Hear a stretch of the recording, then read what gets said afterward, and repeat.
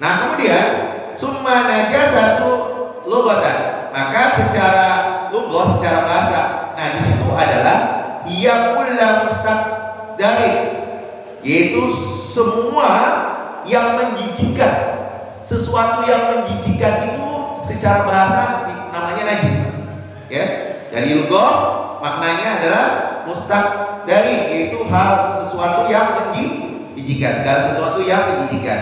Wa fi syar'i, dan setelah secara syar'i atau secara istilah, ibaratun an kulli aini harumatana buluha ala itlaq.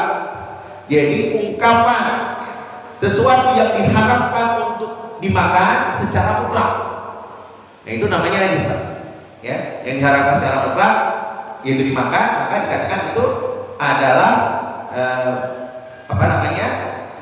najis pengertian secara syar'i, ya, secara syar'i. Ma'al imkani, ya, kemudian yang kemungkinan juga dimakan. La jarmatiha au istaqdariha au darariha, ya, yaitu yang tidak dimuliakan oleh manusia, tidak menjijikan dan tidak membahayakan fil badani au akli, yang itu untuk badan maupun akal. Jadi tidak dimuliakan oleh manusia, kemudian yang tidak menjijikan au darariha atau membahayakan manusia di badan maupun di akalnya. Faqauluhu, dan ungkapan atau ucapan ala itlaq, maksud kata itlaq atau mutlak, ya, ihtariza itu mengecualikan, ya, bihi anin nabatatil samiyah. Jadi mengecualikan hal-hal, ya, yaitu tanaman atau tumbuhan, ya, yang apa Pak? Samiyah itu yang beracun, Pak. Fa innahu yubahu minhal qalilu dunal katsir. Nah, ada beberapa tumbuhan yang beracun itu dibolehkan untuk dimakan dalam jumlah yang kecil, bukan dalam jumlah yang besar. Itu nggak ada masalah, Pak. Ada kan kita yang misalnya tumbuhan beracun seperti jamur-jamur tertentu yang boleh dimakan, tapi dalam jumlah sedikit.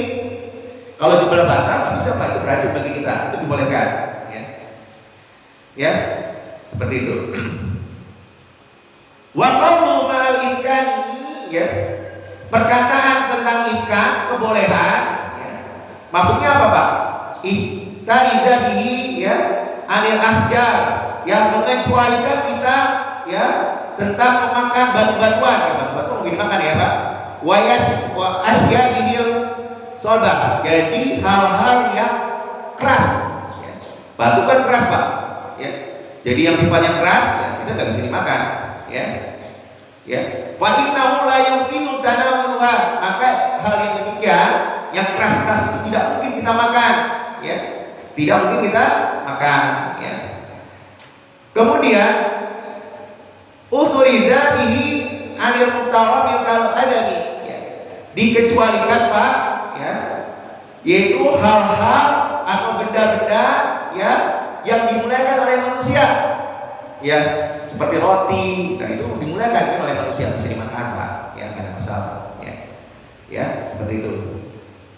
Wa qauluhu, ya, seperti gimana ucapan istiqdariha, ya, tentang yang menjijikan.